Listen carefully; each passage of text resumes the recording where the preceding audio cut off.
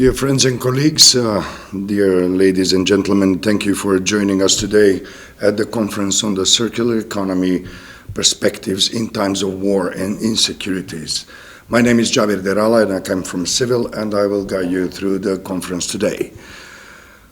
Today's agenda includes presentations and addresses by representatives of civil society across the Western Balkan region, and provides comprehensive insight into the policies and practices within the sphere of circular economy development, with a special emphasis on the impact of wars and major crises across the globe.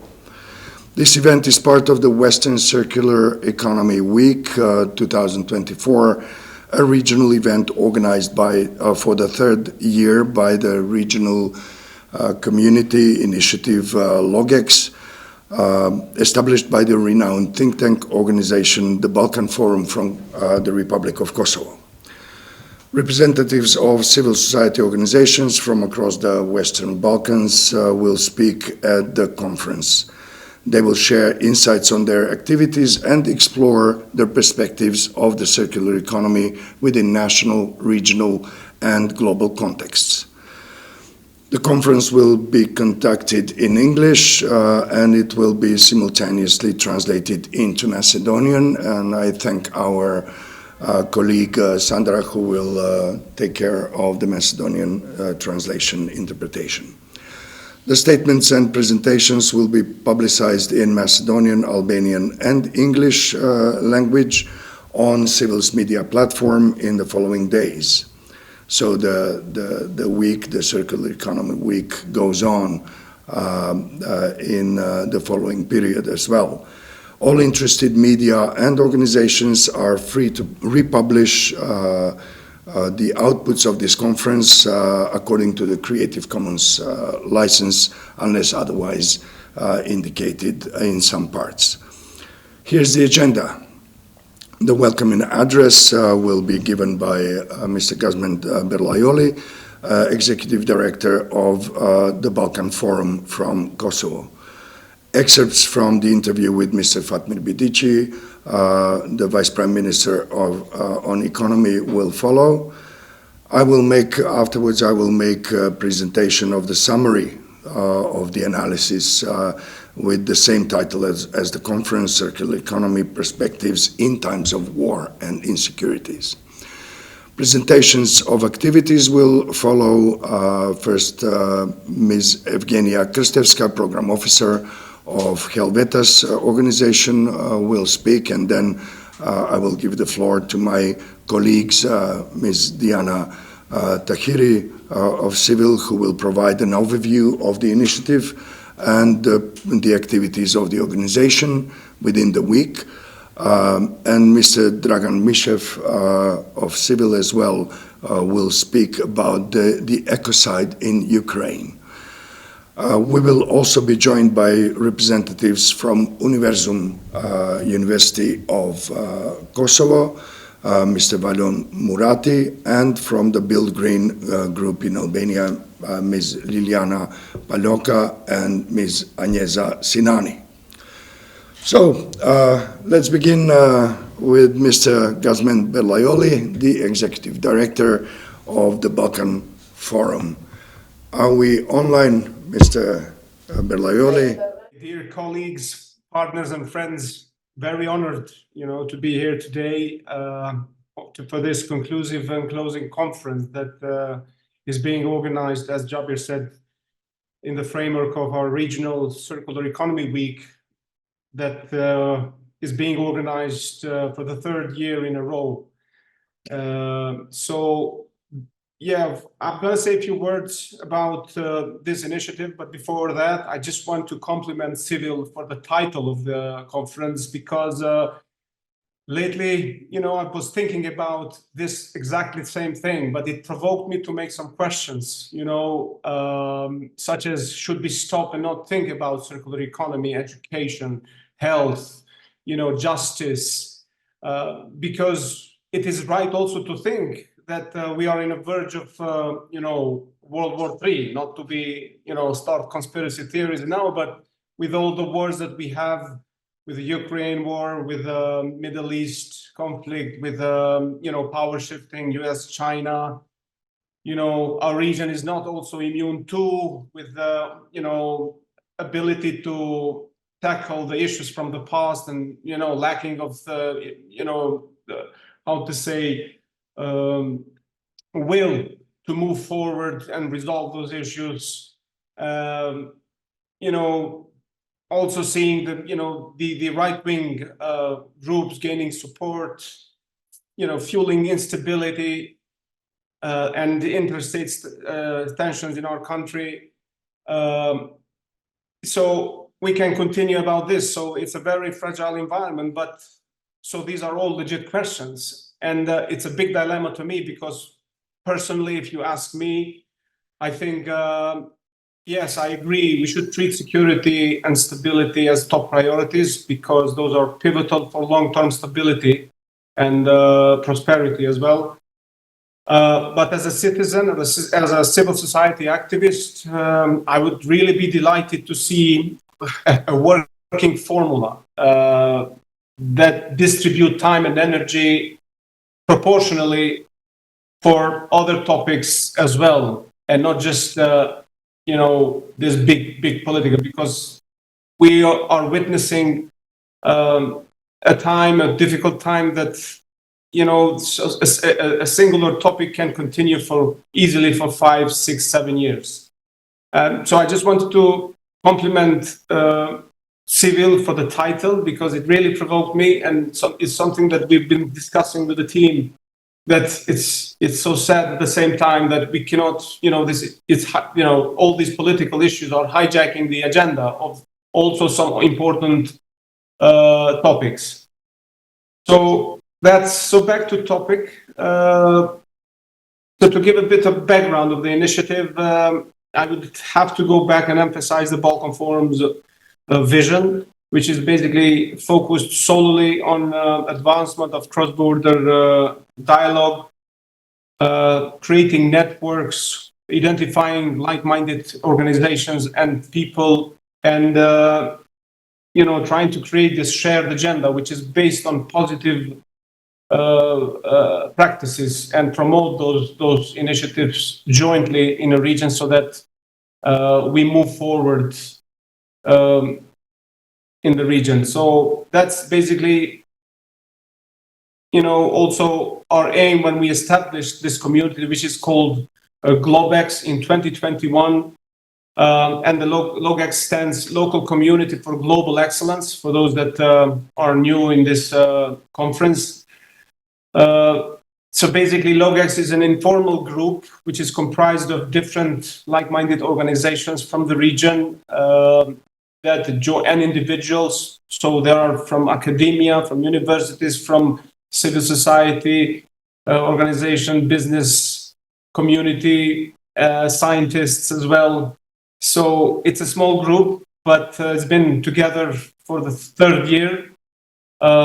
And their aim is basically to promote this shared vision, basically to strengthen the circular economy and reduce unemployment, outmigration, and in the region. So in other words, we join together to make this contribution so that the region progresses forward, so to say. So behind LogEx, I'd like just to mention that there are some trustworthy NGOs, and here, as Jabir mentioned, some of them. So I'd like just to name them. So it's Bill Green Group from Albania. It's a civil, of course. It's a Tenor 21, which and SOD. Both organizations are based in Bosnia and Herzegovina. Arizona Universum, which is a university in Pristina. YIHIR, which is a youth initiative for human rights and democracy in Serbia, and ZID in Montenegro. So these are, and Ivana Lozanovska, which is our scientist in this group who joined. And this is basically the group. And of course, we are looking to expand even more as we move forward, because it's not a closed loop. This should be an open community, so that other people should join to advocate for and extend across these messages. So a big thank to these organizations. I just want to thank them for being part of LogEx, for putting their contributions and doing their activities for the 3 years in a row. We've been tremendous in terms of doing activities over the past 2 years, numerous conferences and lectures and articles and debates and publications were done by this group. So a big thank you to all of you. So briefly, I mean, so that I don't expand too much, I just want to say this year it's the 3rd year, and the theme is basically sustainable bridges, and that's basically goes or reflects the same message that I just said. Basically, people and organizations are just joining together to put an advocacy campaign in regard to circular economy and the changes and transformation and reform that are needed in our countries, so that we, are integrated fully with the values that we aspire to be in European Union and all these mechanisms. So there are, we've been doing this week. There were 2 webinars, which I think maybe BGG will present, but there are 2 webinars that were implemented this week. One was focused on waste management in the area of Valbon and Bayramsur. And also there was a great webinar yesterday, which talked about principles of circular economy and the reforms, and good and practices and examples were shown there. There was a very good sustainable fashion festival organized by Universum in Kosovo, followed by a very great community talk with young people.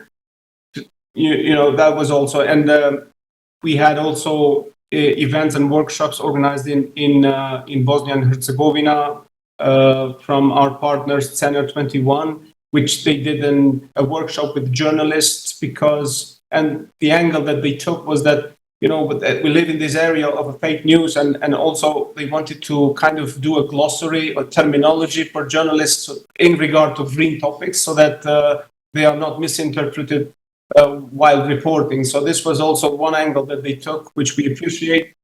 Educating or working with journalists as well to promote these topics forward. And COD Jajce, which is also our great partner, they did some great work with young people in schools, raising awareness in their, as a follow-up to the previous activities that they did in this community. So the last but not least, the conference is being organized today. So I'm very happy to be here. This, we can say, is some sort of a closing conference, a conclusive conference that will mark the all events that were organized during this week. So that's thanks to all of you for doing all these things. And so to conclude, I would say, let's use this opportunity, this platform, to strengthen our network and not only shed light on challenges that we face as a region, but also let's explore new avenues and solutions that will enhance our thinking that is much needed in our troubled war or region. So that's my 5 cents for today. So thank you for your time. Thank you, Gazmend, for this excellent presentation of the main activities of this of this initiative. And of course, I'd like to stress two short points on these excellent insights given by Gazmend. One is about the necessity of widening of our initiative. Indeed, the initiative, according to the concept given by the Balkan Forum, is very wide, and it's welcoming also business community, especially the business community that is interested in developing circular economy business models, but as well the green economy as a wider category of activities and endeavors. And of course, the academia is more than welcome to join the initiative, the community of LogEx, and of course giving the whole initiative more quality, more comprehensiveness, and of course sustainability.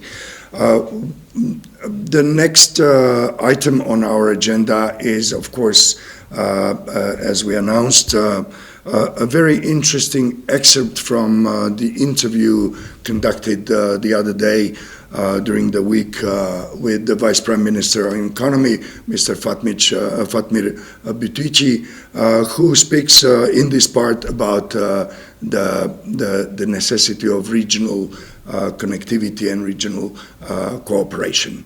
So let's see what Mr. Butici has said. Кризите и војните конфликти е убаво кога луѓето влечат лекции. Прво околу светоста на колку е свето да имаш мир и слобода и да го цениш сето тоа, за да не дојдеш во ситуации како што го имаме во Украина со руската агресија, но дополнително да видиш дали таа дава одредени можности за тебе како држава. И морам да признам дека заради тоа што се најдовме во енергетска криза, сите напори кон зелената транзиција се убрзаа. Ние имавме ситуација во која што низа на години наназад инвестициите во обновливите извори на енергија, особено во соларната енергија, беа значително мали, скоро никакви. Ние 2023 ја завршивме со преку 660 мегават инсталирана електрична енергија од обновливи извори на енергија, соларни плюс ветерни паркови, што е доволно, ако го гледаме во производство на електрична енергија, за отприлика 200.000 домаќинства да се снабдат со електрична енергија од обновливи извори на енергија. Ако споредиме до колку тоа било до 2016, имало само 11 мегавати инсталирана електрична енергија, ова во 2 години се случува 660 мегавати. Мислам дека трендот веќе продолжува, годинава ќе ја завршиме сигурно преку 800, без најава за поголемите инвестиции во тој сегмент. Но тоа секако не е доволно, затоа што сериозно ние како земја се уште зависиме од електрична енергија од фосилни горива, и тоа ќе бара дека ние ќе треба да направиме сериозни напори наредниот период, но не само за нас, туку и за останатите земји, да си помагаме меѓусебно во инвестиции во обновливи извори на енергија, како замена на капацитетите од фосилните горива. И овде морам да признам дека регионалната соработка има клучна улога и како ние ќе се интегрираме на енергетскиот пазар на самата Европска унија, и ние мораме искрено таа можност да ја искористиме. Интересен податок, кој што еве него спомнуваме, во целата овој период на енергетска криза, ние од увозно зависна земја на електрична енергија постигнавме да оваа година, веќе во март оваа година, само 2,75% од потребите на електрична енергија бидат од увоз, а беше преку 30%.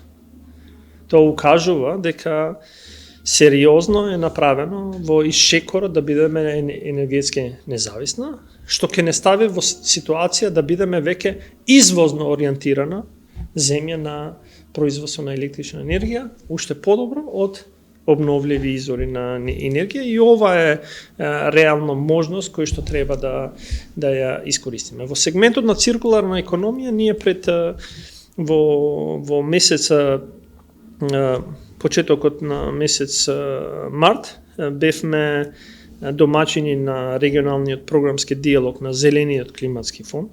Иначе Зелениот климатски фонд е фонд кој што е формиран од големите земји Г20 во светот, имаат буџет од прилика 12 милиарди евра во иницијативи за подобрување состојбите со климатските промени.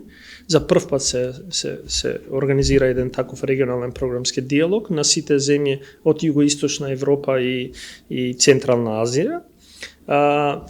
Домаќини бевме во Македонија и овде еден од заклучоците беше дека мора регионално да се обединиме во борбата против климатските промени, и таму зборувавме дека сите напори на сите земји од Источна Европа и Централна Азија мора да бидат заеднички ако сакаме да имаме исчекор и во сегментот на климатските промени и во сегментот на циркуларната економија, која што е еден чекор во подобрување на состојбите со климатските промени, и затоа мислам дека овде ќе биде интересно да се видат кои ќе бидат последователните активности.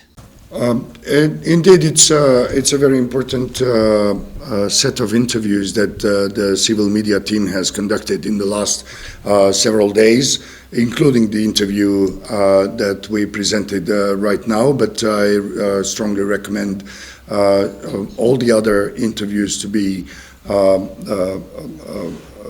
opened, clicked on our civil media platform, and of course to see all the other activities and articles, media content that has been published in the past days. But of course about that we will speak further in the agenda. Now I am here to present a summarized insight from the analysis paper, Circular Economy Perspectives in Times of War and Insecurities, that I prepared in cooperation with the civil research team.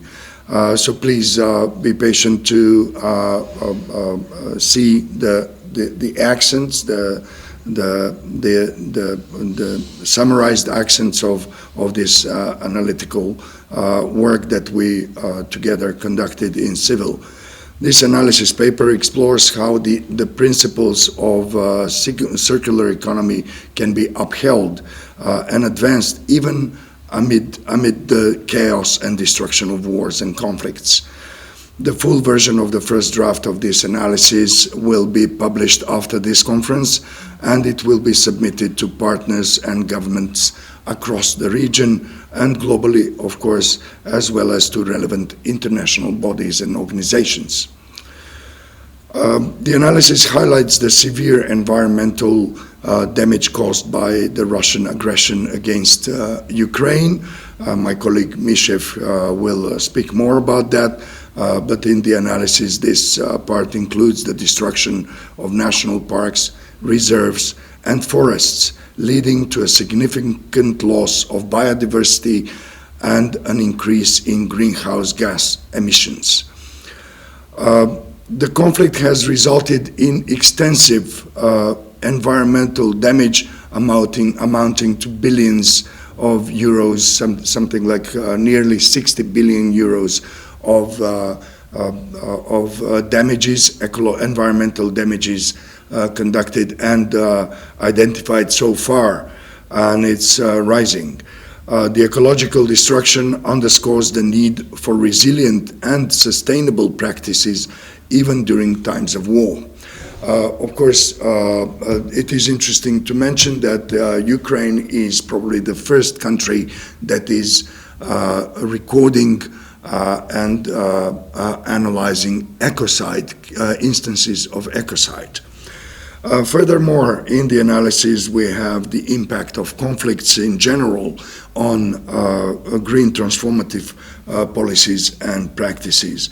Wars not only cause loss of life and trauma, but also devastate natural, industrial, social, and cultural resources.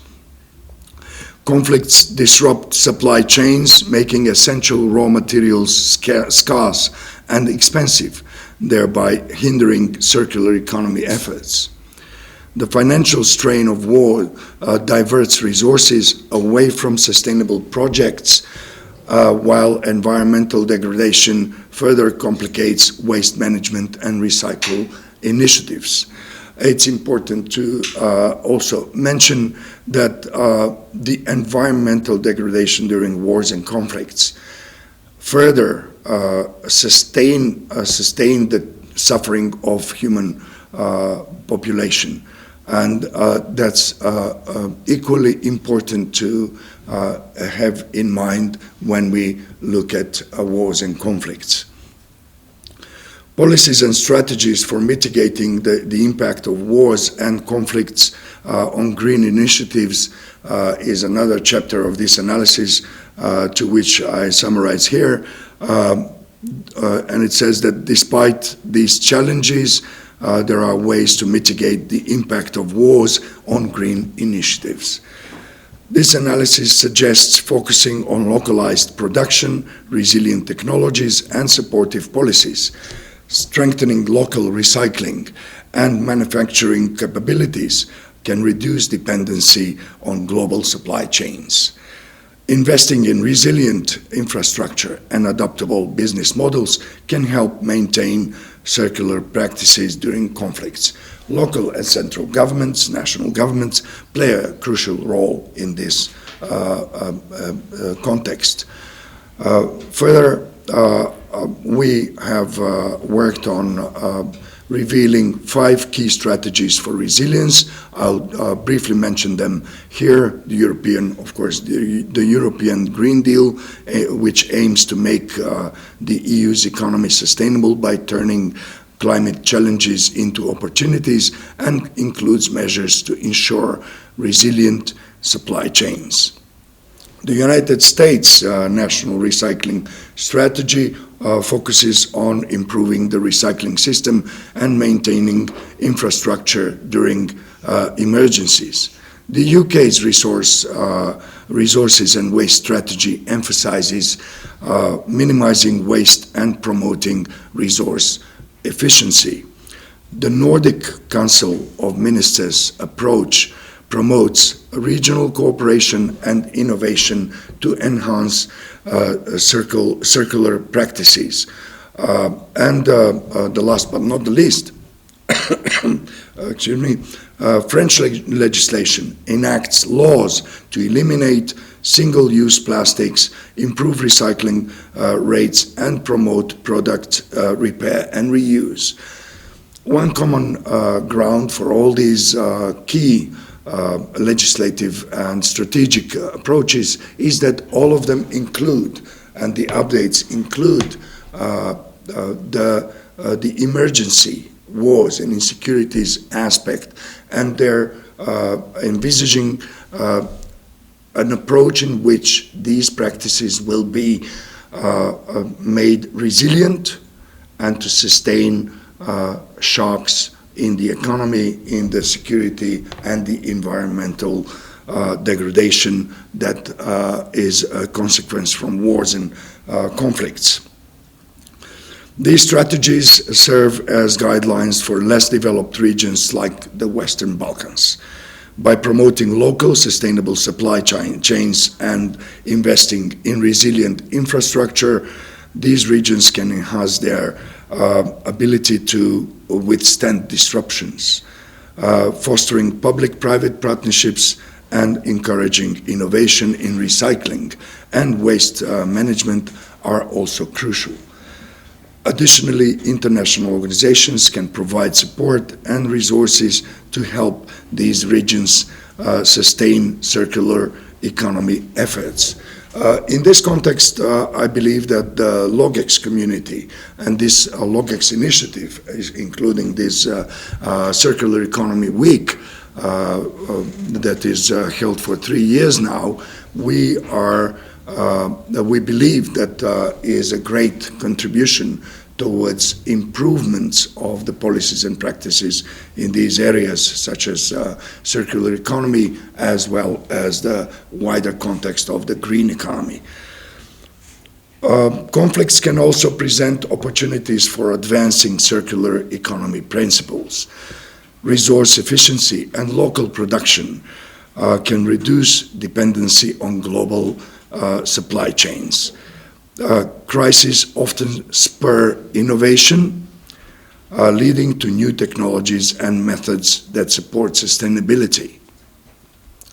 Post-conflict rebuilding offers a chance to integrate circular principles into new infrastructure, promoting green reconstruction and policy reforms. We have worked on providing some real-world instances within the analysis, and we are speaking about Ukraine and the Middle East. First, about Ukraine, we are exploring the facts that despite ongoing conflict, local recycling and resource management initiatives have emerged to counteract disruptions such as the ongoing Russian assault on Ukraine, and also we can see that the Ukrainian government is successfully guiding a transition and transformative projects in regards to the circular economy and relying on sustainable energy sources. Of course, there is much more to do, but this is a great example in the middle of the war, the success of the Ukrainian government to help by the Western supporters to sustain these immense attacks on daily basis.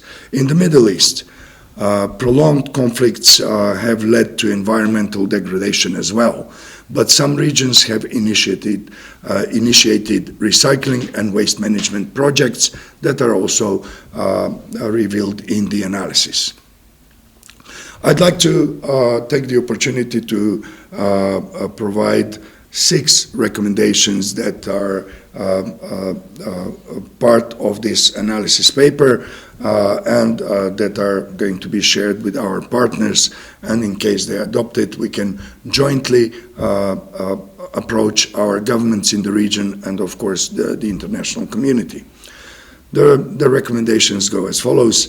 The first one, invest in local recycling and manufacturing capabilities to reduce dependency on global supply chains. Of course, this is a recommendation to local and national government or governments in the region. Promote community-based initiatives that support resource and efficiency and sustainability. This is an activity in which also the civil society and as well as media can join and promote the community-based initiatives. The third recommendation is to advocate for policies that prioritize sustainability and circular economy principles, even during times of conflict. And this is, of course, addressed to the civil society, but also to media and to other stakeholders in the society. 4, engage international organizations to support circular economy initiatives in conflict zones. We very well know that the international communities, the international community, organizations, bodies, and intergovernmental organizations have worked on securing budgets for these kind of initiatives. The only thing that the governments should do is to open the communication and cooperation channels.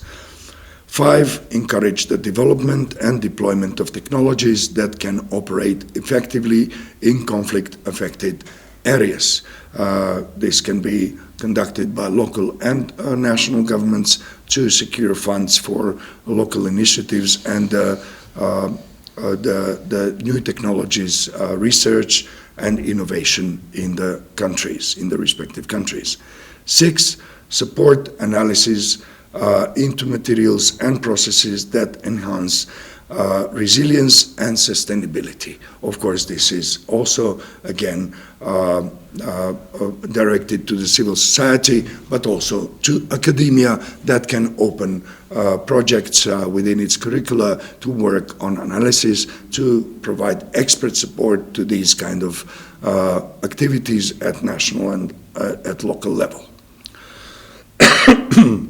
Excuse me. In conclusion, while conflicts and insecurities pose significant challenges to the implementation of a circular economy, they also underscore the critical need for resilient and sustainable practices. By focusing on local solutions, innovative technologies, and supportive policies by the governments and other powerful organizations, it is possible to advance circular economy principles even in the most challenging times. Local recycling programs, resilient infrastructure, and public-private partnerships are vital for building a robust circular economy that is resilient to disruptions. Through education and awareness, communities can be empowered to contribute to sustainability efforts, ensuring a resilient and regenerative economic future. Thank you for your patience. I would like to ask you to continue with the agenda within this conference. And of course, please keep your questions and comments for the end, for the last section of this conference. Of course, I will give you the floor for questions and comments. Now I'd like to ask Ms. Evgenija Krstevska, the Program Officer of HELVETAS, to provide her presentation about a very interesting, indeed, program that this organization is running in the country. Thank you very much, and thank you for giving me the opportunity to showcase the activities that we have within the economy program that is implemented by HELVETAS, the Swiss Intercorporation Organization, and also funded by Sweden, by SIDA. So, as you already heard, I'm Evgenija Krstevska. I'm Western Balkan Program Officer within the program, and I'm leading the intervention of circular economy in the Western Balkans, where we are focusing on a collaboration of establishment of a regional circular economy hub and establishment of a platform where all the knowledge, all the opportunities when it comes to circular economy will be shared, and it will serve as a one-stop shop for circular economy in our region. But nonetheless, I would like to share a bit of our activities when it comes to the other pillars where we are working as well.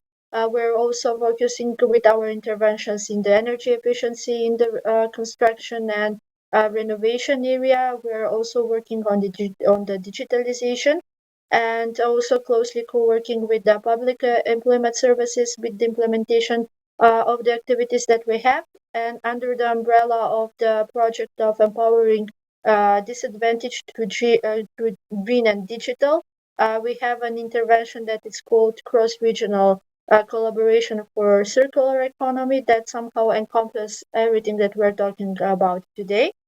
Our work here focuses on fostering the development of circular economy within the region.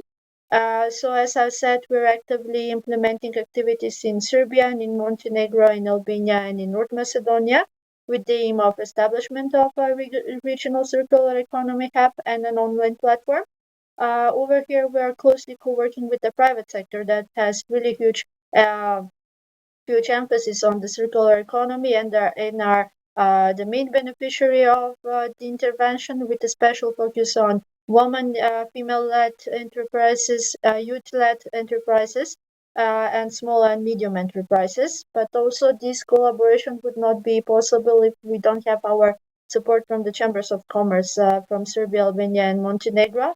And somehow we jointly we're trying to bring all the knowledge and to bring the stability and to bring the benefit of circular economy in our region through this exchange.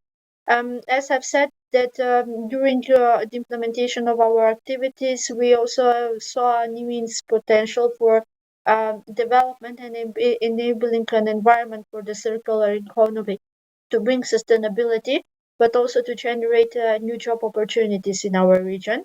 And also the value chains in the circular economy, as I said, depend on a close collaboration with different stakeholders in our regions, just to ensure that the economical growth and the job opportunities are in a position to be developed, but also the focus on the enterprises really needs to be paid attention, because these activities and the sustainability and economical growth cannot come if the private sector is not supported. As you've heard, but I also know that the circular economy is a model of production and consumption that emphasizes the reusing, the repairing, refurbishing, and recycling existing materials and products. So not only working on establishing this collaboration between the private sector, between the chambers and the other stakeholders, we're also working on supporting the legislation and also some advocacy components within our activities on the end of waste criteria in order to enable this economical growth and innovation, and to directly support the business models, the circular business models in their transformation in order to be present in the market, but also in order to pay attention to the recommendations and to pay attention to the European legislation, to act accordingly to all these changes that are ongoing when it comes to the waste directives, but also when it comes to the other commitments that we have as a countries due to the green agenda for Western Balkans. So our work was focused mostly on these activities. What we foreseen with the implementation of these activities, and that they're directly influencing the sustainability of the market and the sustainability of the private sector, is that we are taking into consideration the environmental sustainability with our activities in order to ensure that we are reducing the environmental impact by minimizing the waste and the pollution. And we all know that the circular economy helps mitigate the climate change and protect the ecosystem. So in the implementation of our activities, we're ensuring that the environmental sustainability is taken into account. Also, we're focusing on economical growth and innovation. So this is a powerful driver for economical growth and sustainability by encouraging the businesses to develop new sustainable products, but also supporting those ones who are already providing something on the market. This will lead also to sustainability, to put innovation in the areas such as material science, product design, and business models. And like this, we're aiming to support the dynamic circular economy as well.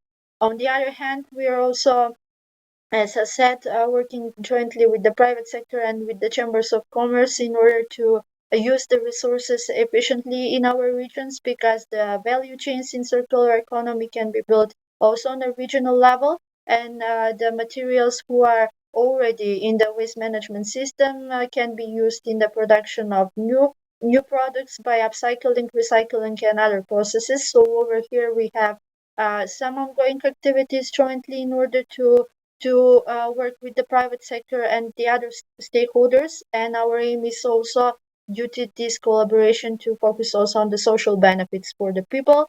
As I said, the job opportunities and the job creations when it comes to circular economy is our main focus. And due to this, we also aim to focus on waste reduction and management. by building and enabling one inclusive waste management system that hopefully it will enable also the working environment for the circular economy business models, and that will lead to sustainability of the market and sustainability of our also local economies, not only on a regional level.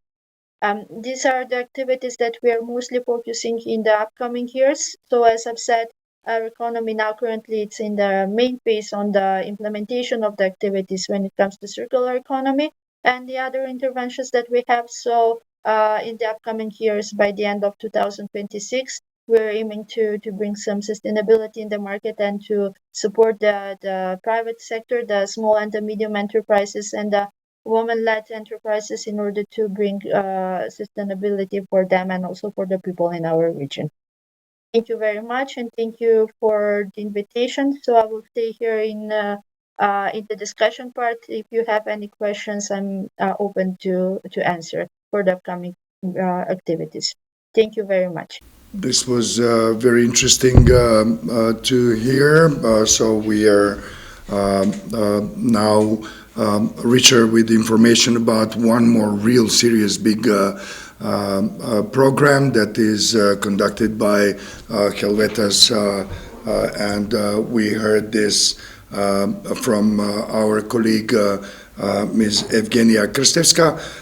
Now I would like to turn to my colleague Diana. Diana Tahiri is from Civil. She's one of the coordinators and one of the responsible editors of the media platform of Civil. She will provide us with an overview of the initiative, what happened in the last several days since the beginning of the Circular Economy Week of the Western Balkans. And of course, it's good to mention that every day across the whole region of the 6 countries from which the LogEx community has some members among civil society organizations, businesses, academia, and so forth. They are actually parallelly conducting different activities. It was a very rich program. So please tell us more about this. Thank you, Javir. As you know, as is known, Civil has been participating in the week of the circular economy in the Western Balkans for 3 years in a row, with its quality contribution to strengthening public awareness for the importance and perspectives in the green or circular economy in North Macedonia, with important questions to relevant representatives of our society and institutions in terms of improving the environment, always taking into account both the regional and global context as far as the green policies are concerned. This year, our organization is focusing on identifying the challenges posed by wars, conflicts, and other crises such as the Russian aggression against Ukraine, the hybrid war against the West, and the conflict in the Gaza Strip. Starting Monday, the 27th of May, Civil's media platform has published educational contents related to the circular economy with the following titles. I am going to name only a few of them. What is circular economy? What is the difference between the circular and green economy? What is green policies? The two faces of nationalism from liberal to extremist ideology, what is global responsibility. On all these topics and more, Civil last year issued a publication in 3 languages, visions of a green future, which is available online on the media platform Green Civil. We have also conducted series of interviews focusing on the prospects of this economic area of the future. As you had the opportunity to see at the beginning of this event today, one of the interviewees was the Deputy Prime Minister of the Economic Affairs, Fatmir Bityqi, an expert in strategic planning and management of development, economic and business programs. In the extremely interesting interview, I will only repeat a small piece of his fragment of his interview.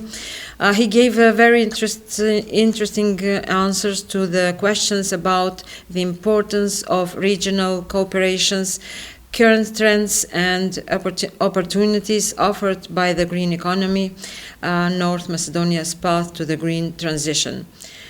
The military conflict had more negative than positive implications in the segment of the circular economy.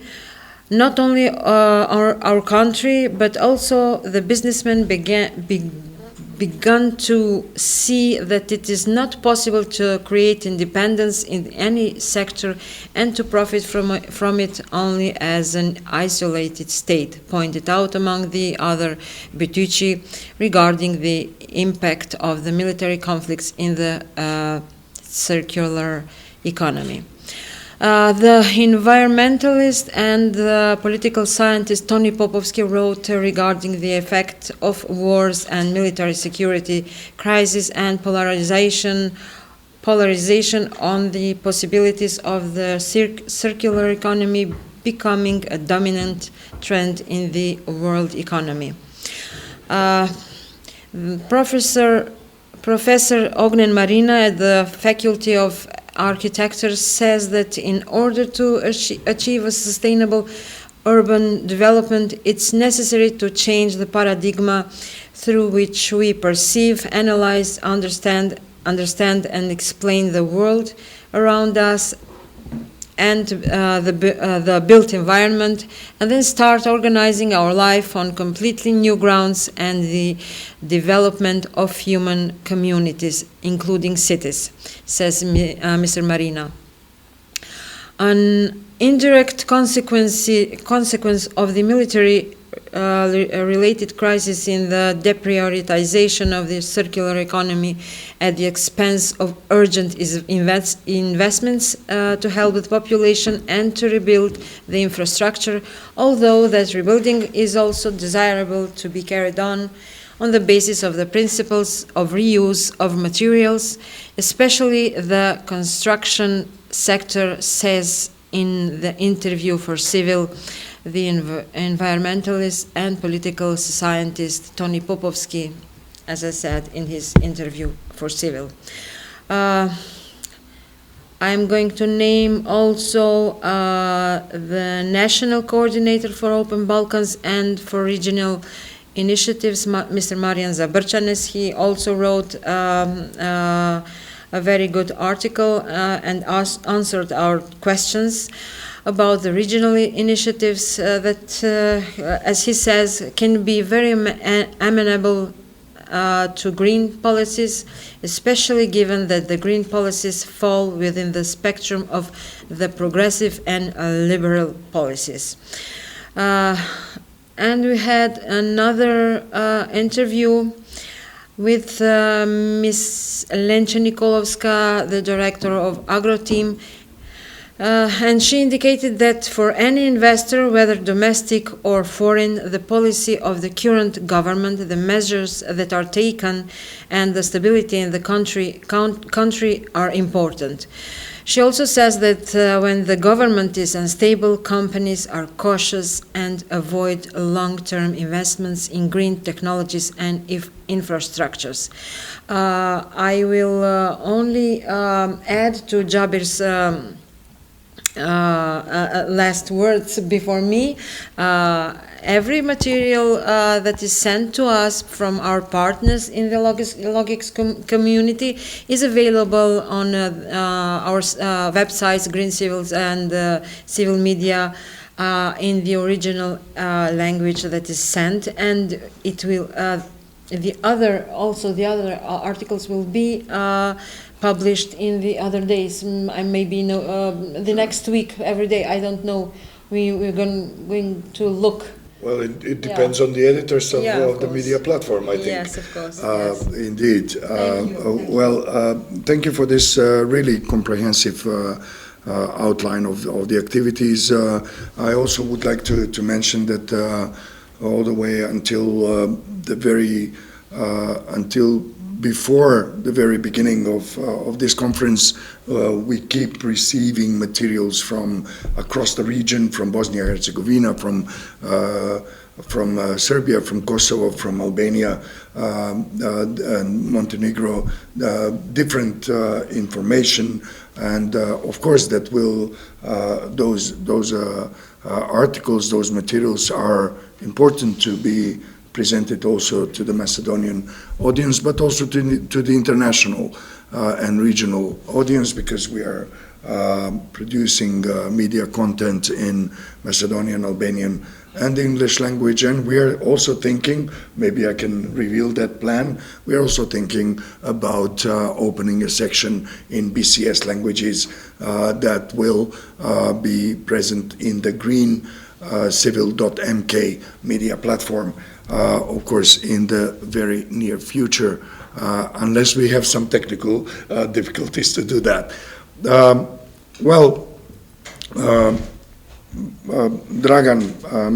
Dragan Mishev is with us here, and he will turn his eye to one of the most delicate, most important, and one of the areas in the world that cause huge disruptions in the economy, in the security, and many other aspects of human lives. It's not only a war that affects Ukraine itself, it affects the whole world.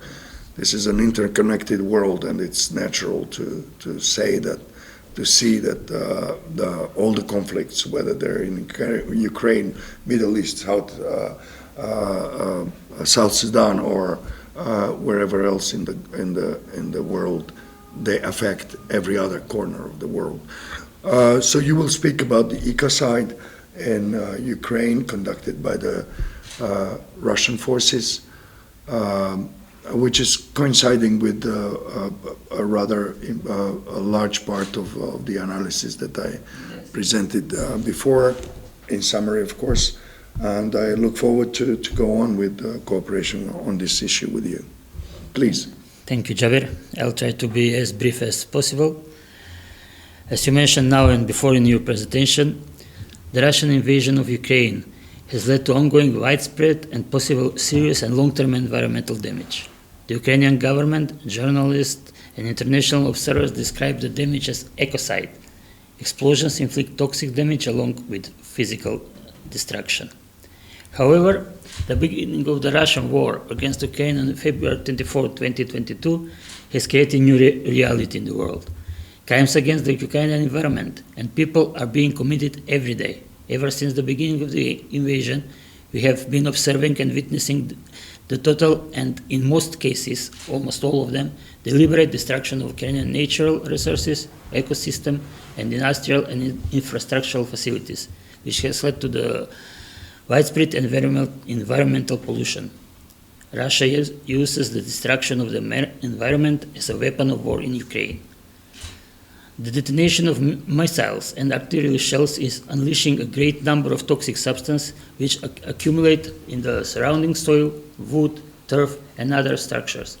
Explosions in the air release chemical that may cause acid rain, which changes the acidity of the soil and can cause burn to people, plants, mammals, and birds. However, Ukrainian territory has been contaminated with the remnants of military ammunition on an enormous scale. According to the State Emergency Service Ukraine, from February 24 to June 15, 2022, more than 136 explosive objects were disarmed in the area of 40,900 hectares. However, many more Remnants of already exploded shells and destroyed ammunition still remain on Ukrainian territory. A full-scale war with Russia has been going on for 4 months, although everybody now realized that it would go on for much longer. Taking into account that Russia has been relying on the massive artillery shelling on the entire Ukrainian territory, we can expect contamination with the remains of military ammunition to increase. As I mentioned, Russia is deliberately trying to destroy the Ukrainian economy. The airstrikes are largely targeting critical Ukrainian infrastructure, industrial facilities, oil and fuel depots, chemical and pharmaceutical warehouses, municipal facilities such as sewage pumping station, power storage station, railroads, supermarkets, as we saw at the last example in Kharkiv. By June 2022, more than 18,000 infrastructure facilities in Ukraine have been destroyed. Total direct infrastructure spending has already exceeded $105.5 billion. This is leading to the contamination of soil, surface, and underground water with various chemical components and organic compounds. Moreover, return water for settlements is flowing into the Dnipro River and further into the Black Sea and the Azov Sea without being treated, spreading pollution to these regions. The geopolitically, economic, and social impact of the war go well beyond Ukraine. Because Ukraine and Russia are two major suppliers of energy, food, and fertilizer, the war has had a profound impact on global food security, global economy, causing disruption in supply chains and rising prices for these commodities. Thereby, food shortage and inflation, causing food shortage and inflation in many countries. Partially due to the war, global economic growth slowed to 3.2 points in 2022, well below expectation. The war has led to a significant energy crisis in Europe with global reservation. The war has had devastating impact on Ukraine's natural, environmental, and built environment. The most striking example has been the Russian destruction of the Nova Kakhovka Dam on June 6, 2023, which has changed the landscape of southern Ukraine, brought unprecedented environmental damage to the Black Sea region, and will have lasting global repercussions. The consequence of Russian act of ecocide include destruction of ecosystem in the Kakhovka reservoir, the water bodies that flow into it, and areas downstream of the Dnipro River, water pollution, displacement of mines, and impediment of irrigation in southern Ukraine, which compromise global food security. Following the dam attack, Zelensky warned this bill will now come in significantly higher. The international reaction to this crime was inadequate according to the enormity of the destruction. This natural ecosystem perform fundamental life support services such as provision of food, fiber, and fuel. These ecosystems also regulate air quality and climate, water purification, etc. Ukrainian and International Environment Agency, as well as a non-governmental organization, have been documenting the environmental damage caused by the war with the goal of seeking reparation and restoration of both the natural environment and the built environment during the post-war reconstruction period. And now, as a human rights organization, we strongly condemn the ecocide committed by the Russian aggression in Ukraine, and we call on the international factor to take decisive measure to suppress this form of aggression, because the right to a healthy environment, access to clean water, and renewable energy sources are among fundamental human rights. Thank you indeed, Dragan. This is a gruesome report, actually, and I would like to ask you to... and it's a summary of it, just as the summary of the damages conducted that actually entered the analysis that I presented. just to mention that according to Ukrainian diplomatic sources with which we maintain communication, 13 national natural parks, 8 reserves, and 2 biosphere reserves remain under the occupation of the Russian army, Russian aggressors, and we don't know what actually happens to these areas, but nothing good, I believe. First of all, hello everyone. Thank you for this opportunity so we can showcase what Bill Green Group did in the Circular Economy Week for 2024. It is a great initiative for Western Balkans, and it's a great forum to raise awareness and to spread information about circular economy. First activity we conducted was a study on waste management in Valon area on Baram Tourism. The study concluded different stakeholders such as businesses, community, and public government. This webinar gave answers to the following questions, such as what is the current state of waste management in Valona? As we know, Valona is a touristic attraction for tourists, and much of them visit Valona, but this causes another problem, which is waste. And we wanted to know how the local government works with waste management in the season. So another question who got the answers on this study was what was the level of community awareness? What did they make to reduce waste, or what their ways of waste reducing if they had any on Valona? And it was I would say a successful webinar since it was integrated with different stakeholders and everybody gave a recommendation of what they can do so the situation can be improved. The second activity we did was the webinar on circular business guidelines for the Western Balkans. It's important so we can know what circular business or circular economy means. In Albania, we have a problem that the local government or local societies confuse it with recycling. If they mention circular economy, they are at first step saying about recycling. So in this webinar, we provided answers to explanation of what is circular economy, case studies from Balkan. Also, we presented our platform on circular businesses, which is integrated on Bill Green Group website, and every business who is a green business can get registered on that and create a network with other green businesses. It was more or less like a network with like-minded professionals.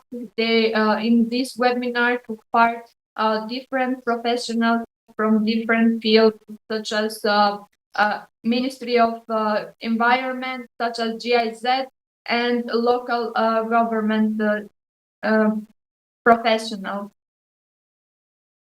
This was more or less what we conducted. In the following week, we will be publishing both of reports, the study report on waste management in Valona, and the second one, the guidelines for circular businesses for the Western Balkan, that will be available on our website and sure be shared with all of you.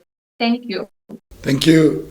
Thank you for this brief but important, rich with information presentation. I wish you all the success in publishing the studies and the other content that you produce within the organization. And of course, please stay in touch with our media team. We're eager to publish this kind of information and materials.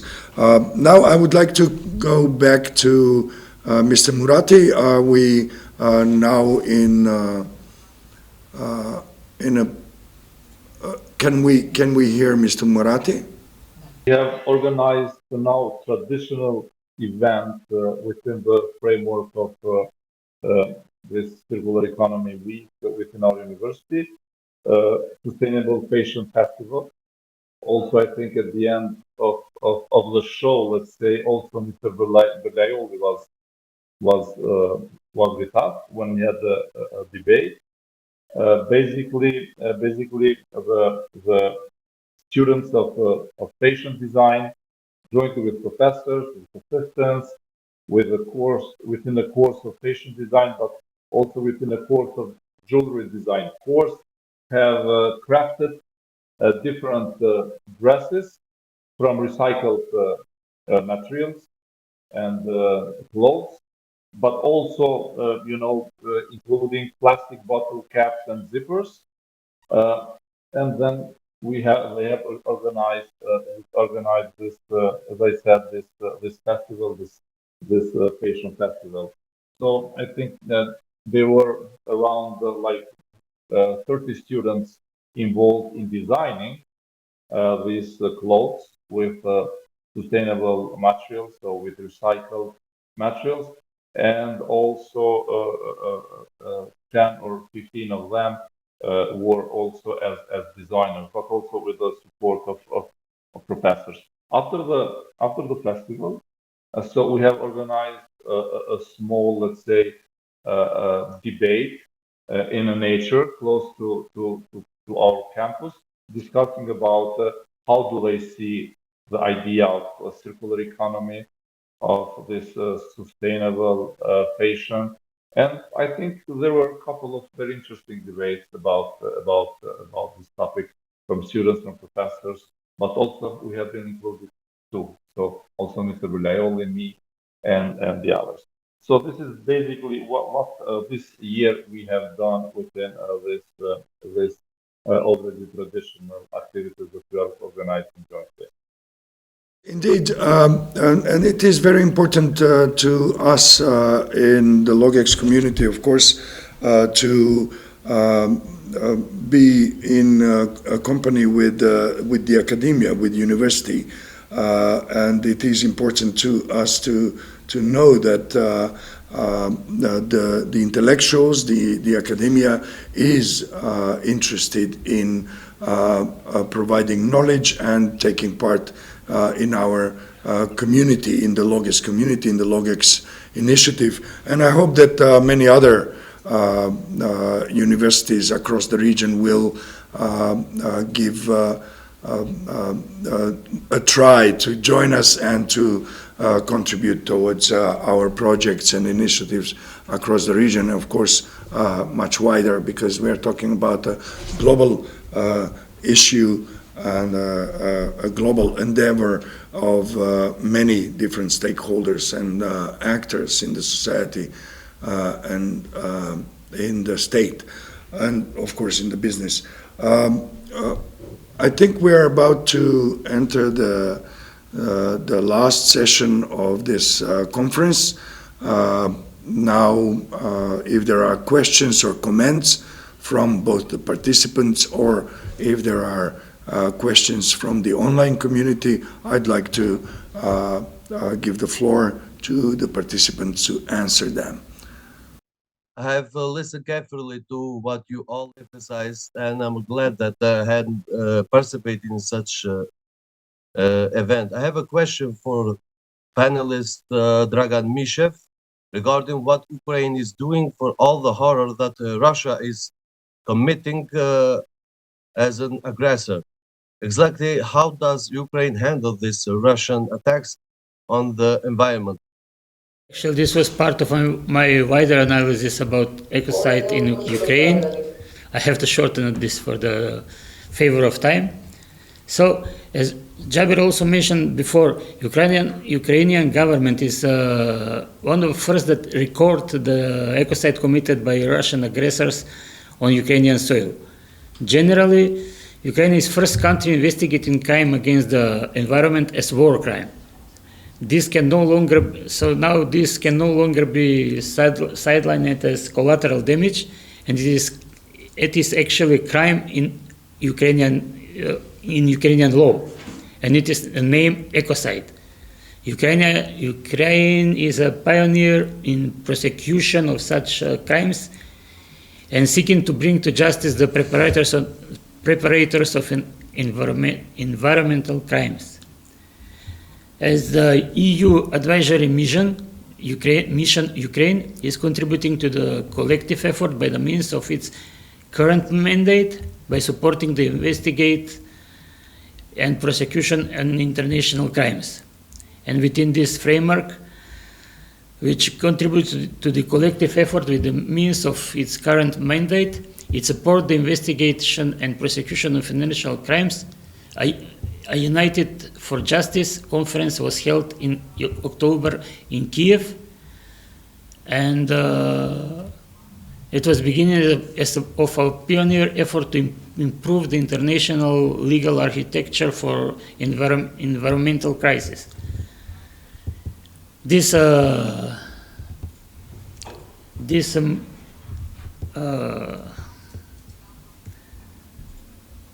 conference, United for Justice, United for Nature's commitment aims to bring the perpetrators of ecocide in Ukraine and elsewhere to justice one day, as was the International Court for War Criminals issue for Vladimir Putin as a war crime. And it is aimed to prevent such crimes to happen again in the future. So it is easier to start, but it's very, very hard to execute, yes, the justice. Of course, to bring them to bring the perpetrators into in the face of justice. Well, even in times of war, Ukraine shows resilience in the face of the dangers, and even manages to introduce innovative ways to ease the consequences from the aggression. And of course, this should be viewed also as a beginning of a practice of prosecuting international and national crimes against the environment, environmental or ecocides, as you spoke about. Of course, it's important to understand that these issues are new, and that we as organizations, as well as the media, are responsible to bring more news, more analysis, more reports about this and many other issues that are related to the wars and insecurities and major crises that strike people's lives and also the environment. To encourage the other countries and other organizations to participate in this. Yes, absolutely, and we also are witnessing the tragic consequences from the war, also in the Middle East, currently in Gaza, as well as several horrible conflicts in Africa, and that accompanied with the climate changes, with severe weather conditions that also currently also the United States citizens are facing, is indeed a place where we need to engage with awareness, with promotion, with advocacy, and of course with timely reporting. And the organizations should provide strategies, recommendations, as we are trying to do here. Do we have other people in this community? I want to ask you, can you point out some literature or links about this topic for people who are not specialists or who are not familiar? Do you have another 3 or 4 hours to let me start? Well, briefly, I can speak another 3 or 4 hours. No, joking. Of course, we're 7 minutes late with the end of the conference, but thank you for your question, and it is important indeed to gather different links and sources that speak about various aspects of these issues, and I will just mention several here, and I will point out a couple of more links where you can find more materials, more information, more analysis and research. First of all, I can say that the Balkan Forum's website, currently on the landing page, there is a nice set of information, articles about the Circular Economy Week, but also about many other issues that are related, but also that can help the audience get more information, more knowledge about this. And of course, the green civil.mk, which is in Macedonian, Albanian, and English, prospectively in BCS as well. And the civil media in Macedonian language, Drejt.mk in Albanian language, and civil.today in English language are places where you can find sections which are called the Greens, and you can find many links there. The presentations that my colleagues Dragan and Diana and myself have given will be published on these resources, internet resources. As always, we provide a lot of links within those articles that you can follow. And of course, our team is always here to respond to requests for more information or links or resources about these issues. However, I'd like to point out also for the needs of the analysis that I prepared with my colleagues, we followed very deeply the legislation in the five strategic units. One is the Green Deal, the European Green Deal, that you can find on the EU media platform. Further, the Circular Economy Action Plan of the EU. That's a very important piece of legislation that can provide more information. The National Recycling Strategy of the United States, Resources and Waste Strategy for England, and so forth and so forth. Not to forget, it's very important and it's very rich with materials and information. The Nordic Working Group for Circular Economies, the Nordic Council of Ministers actually developed a vast internet resource that is dedicated to circular economy, to the green agendas, and to the green transformation in the society, in the economy, and so forth, in policies and practices. So this is only a beginning. Of course, I'd like to especially mention the impact of the Russian-Ukrainian war on the green transition and the energy crisis that is prepared by a group of Ukrainian experts, and I will have that as a link under the article that we will publish on civil.today in English language, and then further we will translate it in other languages as we find appropriate. So that's more or less the briefest possible explanation where you can find more information about these issues, and of course we are available for providing more information about that. Is there any other intervention or comment or question?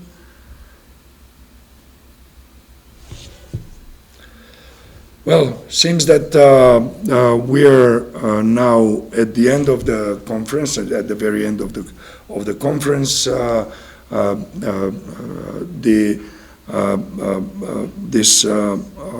This event that was part of the Western Balkans Circular Economy Week, the closing event by Civil, the closing event, as Mr. Bërlajolli said, also of the regional initiative. Of course, I mean, it was very nice to say that, but our colleagues across the region go on, continue with their activities, and we will hear from them even more sometime next week and in the future. This was the conference, Circular Economy Perspectives in Times of War and Insecurities, conducted by Civil in cooperation and partnership with LogEx community partners and supported by the Rockefeller's Brothers Foundation and, of course, enabled by the Balkan Forum from the Republic of Kosovo. Thank you very much for your attention, and of course materials from this conference will be available very soon on our media platform and available for you to republish and use as you please. Thank you very much for your attention. Goodbye.